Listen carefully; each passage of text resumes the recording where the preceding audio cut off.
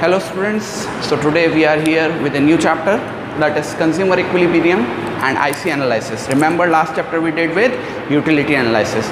So I don't think I have to give you the meaning of consumer equilibrium, that is the state of maximum satisfaction. अब ये वाला chapter इस बार आप पढ़ेंगे IC analysis के साथ में. पिछली बार यूटिलिटी एनालिसिस पढ़ा था. So without wasting your time let's hit the chapter. सबसे पहली बात, ये चैप्टर जो है वो है ऑर्डिनल अप्रोच ऑफ यूटिलिटी में. Ordinal approach of utility says utility can't be shown in A number. Utility can't be shown in A number, but it can be ranked. It can be ranked like rank 1, 2 and 3. अब एक सीधी सी बात, जितनी higher rank उतना higher satisfaction. यानी इस बार ये कह रहा है कि आप यूटिलिटी को नंबर में शो नहीं करेंगे, आप यूटिलिटी को शो करेंगे किसी रैंक में. जो चीज़ आपको ज़्यादा बेटर पसंद में आती है, आप उसको ज़्यादा सेटिस्फेक्शन मिलता है, आप उसको ज़्यादा रैंक देंगे. और जो आपको चीज़ कम पसंद है, जिससे आपको कम सेटिस्फेक्शन मिलता है, उसको आप कम रैंक पे रखेंगे. Okay, without wasting your time सबसे पहले आईसी एनालिसिस के अजम्पशंस को पढ़ लेते हैं, उसके बाद मैं आपको इस पूरे चैप्टर को पढ़ाता हूँ. तो सबसे पहली बात, अजम्पशन मानी गई है कि money income is given and it's not change, यानी रिमेन कांस्टेंट. पहली मेजर चीज़ आपके अजम्पशन में मानी गई है कि पर्सन की इनकम आपको पता है, गिवन है, और वो इनकम जब तक आप उस सिचुएशन को कंसिडर कर रहे हो उसमें कोई चेंज नहीं आएगा. हाँ, जब हम बजट लाइन का कंसेप्ट पढ़ेंगे तो एक बार इनकम चेंज के असर को देखेंगे.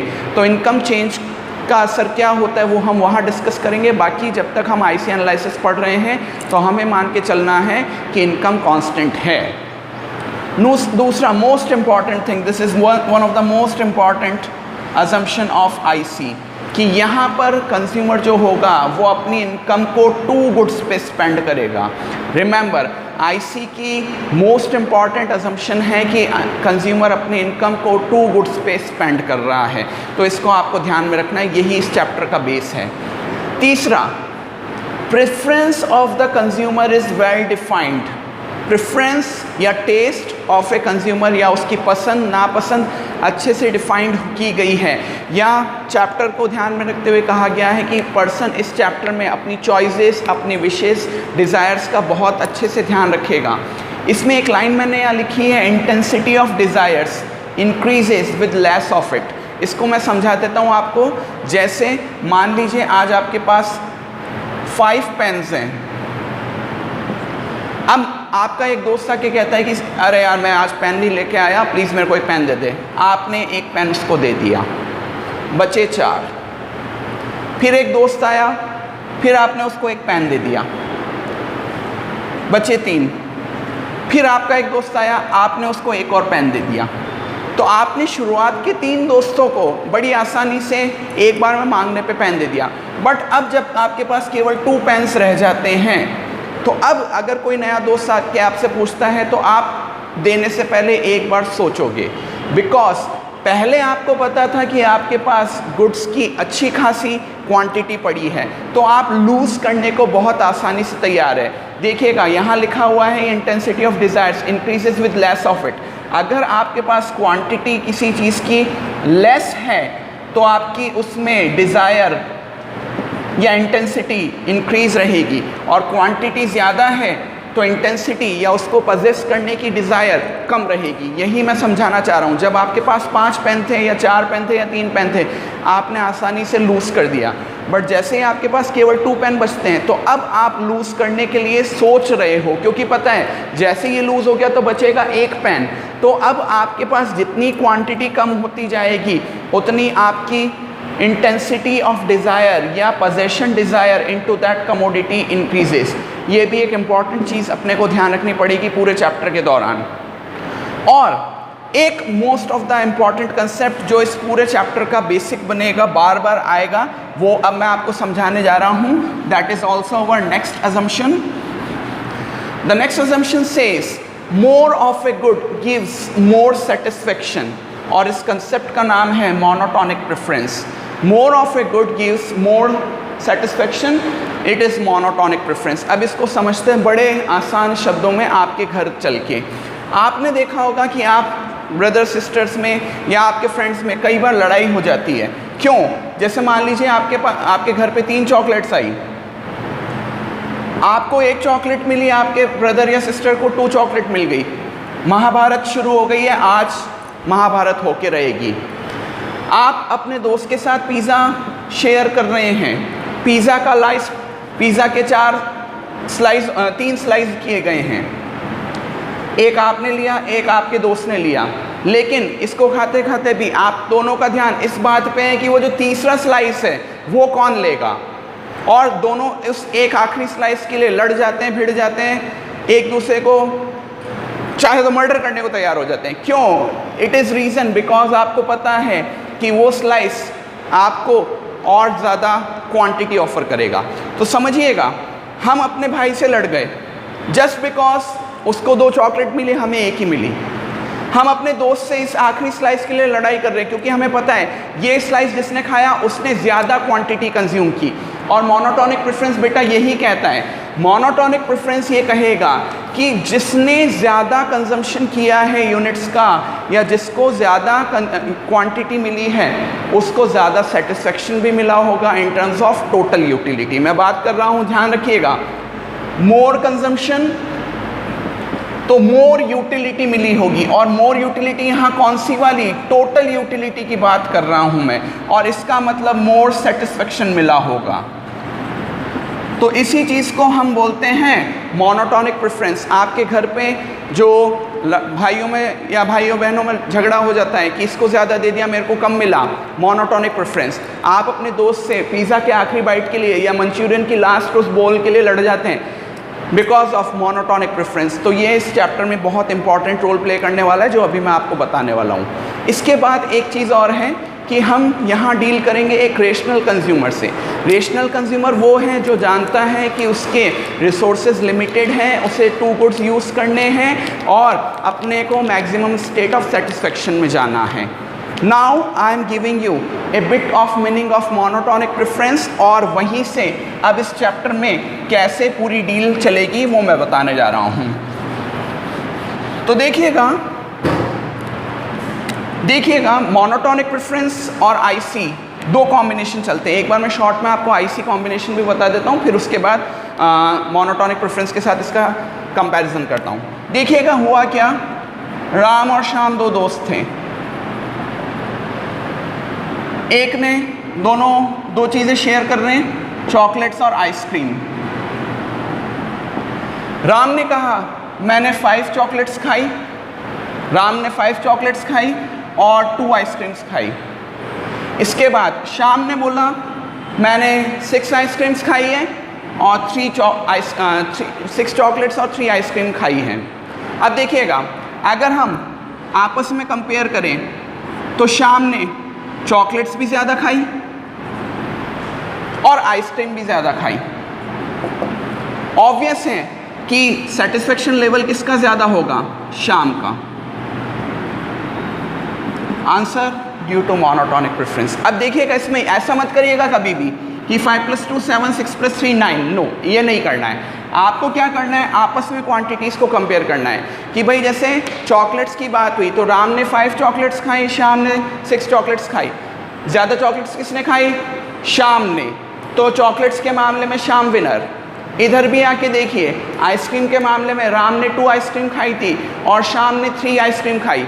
Again Shyam is clearly A winner in terms of ice cream also. ये मत कीजिएगा 5 + 2 7 6 + 3 9। नो, श्याम ने दोनों की ज़्यादा क्वांटिटी कंज्यूम की है, कंफर्म है ज़्यादा कंजम्पशन किया होगा, ज़्यादा सेटिस्फेक्शन मिला होगा, मोनोटोनिक प्रेफरेंस। और एग्जांपल देखिए, सेम मेरे कैरेक्टर है राम एंड श्याम। राम एंड श्याम, इधर पिज़्ज़ा इधर मंचूरियन। राम ने कहा 2 स्लाइस ऑफ पिज़्ज़ा और श्याम ने कहा I had only 1 slice of pizza. Ram ने कहा 2 bowls ऑफ मंचूरियन, श्याम ने बोला ओनली 1 bowl ऑफ मंचूरियन। अब देखते हैं विनर कौन है। पिज़्ज़ा के मामले में हम बात करें तो राम और श्याम में से राम ने ज़्यादा पिज़्ज़ा कंसीडर किए हैं, तो राम इस winner with 2 pizza. Again Manchurian के मामले में Ram has consumed 2 bowls of Manchurian, Shyam has consumed only 1 bowl of Manchurian। Again Ram is winner with 2 bowls of Manchurian, यानी दोनों बार राम विनर है, पिज़्ज़ा के मामले में भी, मंचूरियन के मामले में। Who is having more satisfaction? Ram is having more satisfaction, monotonic preference. अब देखिएगा एक एग्जांपल और देता हूँ। Same Ram and Shyam, this time they are having 2 sweets, gulab jamun, नाम बहुत अच्छे अच्छे आ रहे हैं मिठाइयों के, and kaju katli. Ram said, I had 10 gulab jamuns. Sham also said, I have 10 gulab jamuns. Okay, Ram said, I got 5 kaju katli.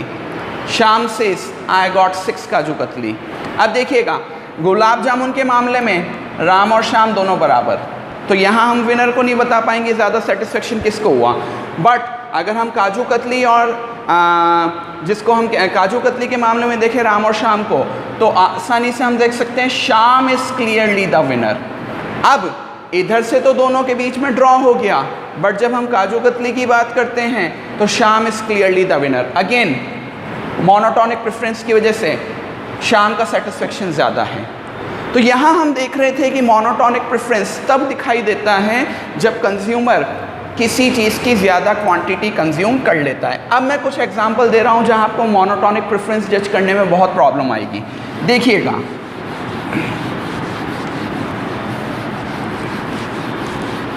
So this time Ram and Shyam again, T and coffee. Ram said I had 2 cups of tea. Sham said, I had 3 cups of tea. Who is the winner? Sham is the winner. Okay. Now, Ram said, I had 3 cups of coffee. And Sham said, I don't like coffee. I just had 1 cup of coffee. अब यहाँ winner कौन बनता है? इस बार राम और श्याम में से Ram winner बनता है। अब हम कहें कि ओवरऑल विनर कौन बना या ओवरऑल सेटिस्फेक्शन किसको मिला ज़्यादा, तो देखिएगा टी के मामले में Shyam was getting more satisfaction because he consumed more, but coffee के मामले में राम वाज कंज्यूमिंग मोर। अब दोनों ही गुड्स आपस में एक दूसरे के सब्सटीट्यूट हैं और यूनिक गुड्स हैं, सो वी कैन नॉट जज who exactly is getting the more satisfaction. अब आप कहेंगे कि सर इनको प्लस करके कर लीजिए, नहीं हो सकता बेटा, हमने पहले ही बोला था प्लस नहीं करना है। हम दोनों यूनिक गुड्स की बात कर रहे हैं, तो हम प्लस करके इसका सेटिस्फेक्शन का आंसर नहीं दे सकते, इसीलिए अब यहाँ मोनोटोनिक प्रेफरेंस जज नहीं होगा। और अगर ये मोनोटोनिक प्रेफरेंस नहीं है तो सीधा ये कॉम्बिनेशन जाएगा आईसी कॉम्बिनेशन में, यानी हमें मानना पड़ेगा ओवरऑल राम और श्याम का सेटिस्फेक्शन दोनों का बराबर है। मोनोटोनिक में ध्यान रखिएगा बेटा, मोनोटोनिक में दोनों में से कोई एक पूरा ओवरऑल सेटिस्फेक्शन के मामले में जीत जाएगा, लेकिन अगर मोनोटोनिक प्रेफरेंस नहीं लग रहा है तो हमें मानना पड़ेगा दोनों का सेटिस्फेक्शन लेवल क्या है, बराबर है, और उस समय ये कॉम्बिनेशन आईसी कॉम्बिनेशन माना जाता है। 2 तरीके के कॉम्बिनेशन होता है, एक मोनोटोनिक कॉम्बिनेशन, एक आईसी कॉम्बिनेशन। तो अभी ये मोनोटोनिक प्रेफरेंस में नहीं जा रहा है तो ये आईसी में जाएगा। एक एग्जांपल और बताता हूँ। Both Ram and Shyam, this time pizza and this time and Manchurian.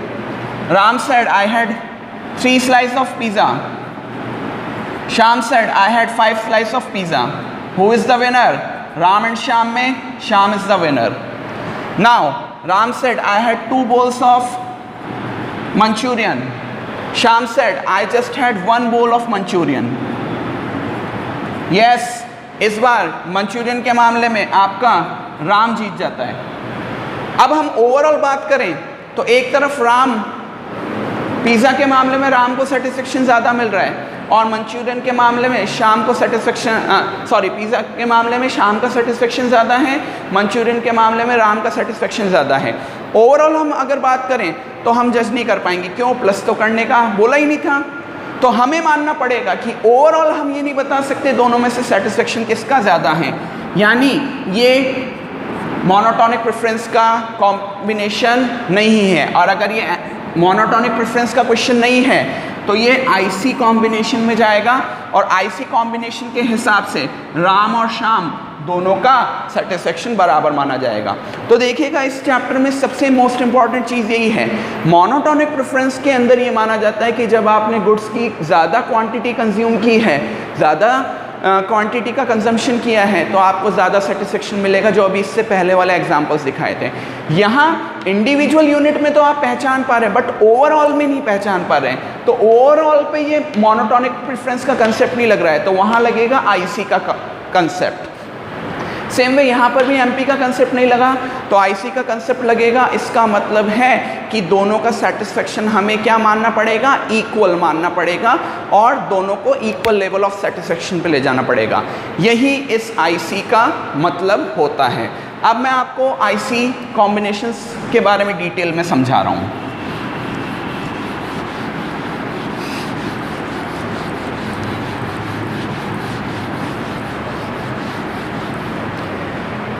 Yes please.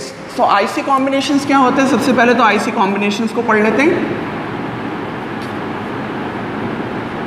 इसके लिए हमें एक वर्ड पढ़ना पड़ेगा, IC सेट्स। IC का मतलब क्या होता है वो भी बता देता हूँ। IC का मतलब होता है इंडिफरेंस कर्व, फुल नेम होता है इसका इंडिफरेंस कर्व। तो हम पढ़ने जा रहे हैं IC सेट्स के बारे में। तो आपको IC सेट्स के बारे में बता दूँ, combination of two goods which offer a consumer same level of satisfaction।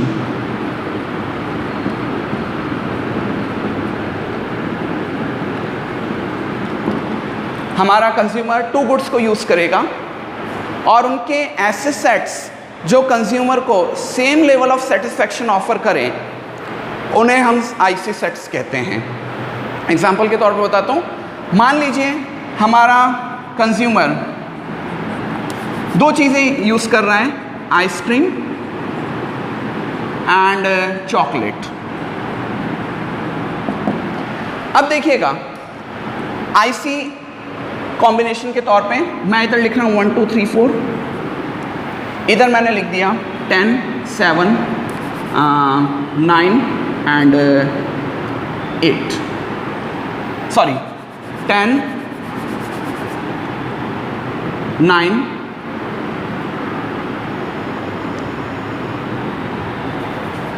10 7 5 and 4। तो ये मैंने आपके सामने एंट्रीज की। अभी मैं बताऊंगा इनको बनाने का तरीका कैसे होता है।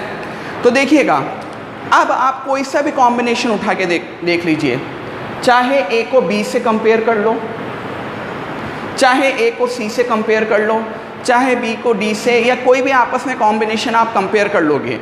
जब आप इन कॉम्बिनेशंस को कंपेयर करोगे, चाहे AB, BC, CD, DA, किसी भी कॉम्बिनेशन को आप उठा के देख लीजिए, आपको कहीं भी मोनोटोनिक प्रेफरेंस देखने को नहीं मिलेगा। आप एक बार करके देखिएगा। I am having lack of time, इसलिए मैं डिटेल में नहीं समझा पा रहा हूँ, लेकिन आप करके देखेंगे तो इसमें से किसी भी जगह A और B के बीच में, B और C के बीच में, C और D के बीच में, या B और D के बीच में, किसी भी कॉम्बिनेशन के बीच में आपको कहीं भी जिसको हम कह सकते हैं मोनोटोनिक प्रेफरेंस का कॉम्बिनेशन नहीं मिलेगा। आपको जहाँ मोनोटोनिक नहीं लगता है वहाँ अपने आप कौन सा लगेगा, IC कॉम्बिनेशन लगेगा।